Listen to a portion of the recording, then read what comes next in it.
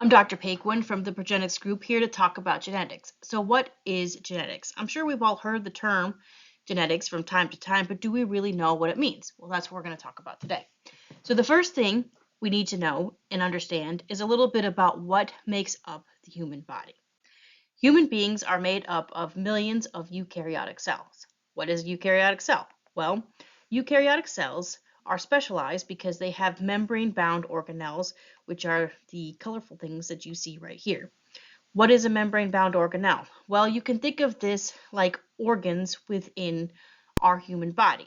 The organs all have their own specialized function, but they work together to keep the body running and doing the things that bodies need to do. It's the same thing with the membrane-bound organelles. They each have their own specialized function, but they work together to perform all the processes that the cell needs to do.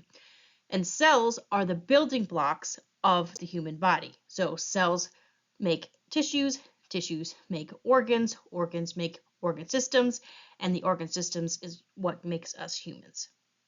One of the specialized organelles found within eukaryotic cells is the nucleus, which we see here. There's a whole bunch of different nuclei that are actually human nuclei. And you can think of the nucleus of the cell as the brain.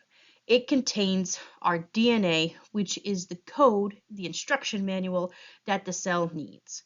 All right, so what is DNA? DNA is described as deoxyribose nucleic acid. And it looks like here. It is made up of 4 different chemicals: adenine, thymine, cytosine, and guanine. And these letters are paired together. So the A's and the T's are always paired together, and the C's and the G's are always paired together. And then the order in which they are paired is what determines the gene, or determines what instructions that this particular segment of DNA is going to be giving the cell. You can think of this in terms of the alphabet. These are each letters in the alphabet, and when they're paired together, they form words, and then when they are put in a specific order, they form sentences, and the sentences would be the instructions. It tells the cell what to do.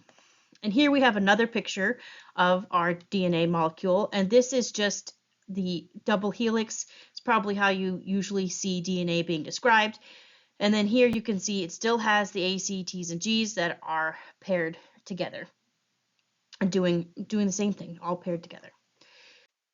Your body is made up of millions and millions of these cells, and most of these cells have the exact same copy of this DNA molecule, which means that they all have the same exact instruction manual.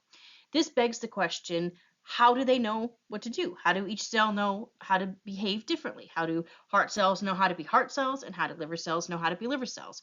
Well, this can be answered by genes. Genes are segments of DNA. So there's segments out of this. You can think of them being, if the instruction manual is a book, the DNA molecule is the instruction manual, then the genes are specific chapters on how to do things. So if you're building a car, you have one chapter on how to build an engine, one chapter on how to build a body, and those chapters would be the genes.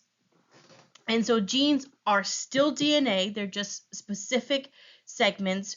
When we talked about the patterns of the A, C, T's, and G's, they are specific patterns of A, T, C's, and G's that are going to code for proteins. And proteins are the building block of the cell. They are the structural building blocks, which means that they give you your physical traits like your hair color and your eye color. And they also are the functional building blocks, which means that they're going to tell the cell what to do, which is how they tell heart cells to be heart cells and to beat, and liver cells to be liver cells and to not beat. And these genes are found on chromosomes. And this is what we see here is a chromosome. And each person has 23 pairs of chromosomes. So they're in pairs, which means that you give one from your dad. We'll say this one here is from your dad, and you get one from your mom. So you get 46 chromosomes in all. And each chromosome is a segment of DNA that has particular genes on it. And the order in which the genes are there can also matter, and if the genes are missing or not can also matter, and we'll talk about that in later videos. And as you can see, the copy you get from your dad and the copy you get from your mom has the same kind of gene on it. So this gene here is coding for hair color. It's just that your dad has the gene for red hair and your mom has the gene for brown hair. And the same thing here. The code is for body height, except that at this time both of your parents have the gene for tall, but your dad could have the gene for tall and your mom could have the gene for small, but they still coding for height. And this is just, this picture here is just going to be a picture of chromosomes for real because they're kind of neat to look at. So you have your DNA sequence, right? Your DNA strand, which is the A, C, T's, and D's. This is the basic instruction manual. And then we have our specific instructions, which are the genes. And these genes would be found on the chromosomes. So the chromosomes are what we're going to see in the nucleus that we saw before. This brings us to the final portion of this particular talk on genetics, which is heredity. What is heredity? Heredity are those particular traits that are passed on from parent to offspring. This is why you look very similar to the other people, other members of your family, and it can also be including inherited diseases such as cystic fibrosis, which we're seeing here. I believe that most people think that when we use the term genetics, we are automatically talking about inheritance, but that is not true.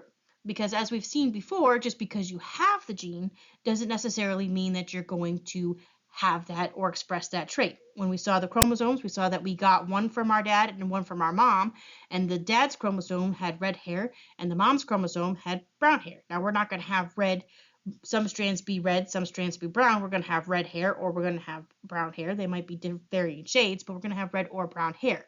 So genetics focuses on why do we have red hair as opposed to brown hair, and other diseases like cancer that are not inherited from our parents but do have a genetic component. So genetics is a very broad scope study, with inheritance being a small portion of it. And even if we can see here that just because you have a bad copy, quote unquote, of the gene, which would make the dad here a carrier and the mom here a carrier, it does not necessarily mean that your children are all going to have cystic fibrosis. As you can see here, you only have about a 25% chance of having cystic fibrosis if your mom and dad are a carrier.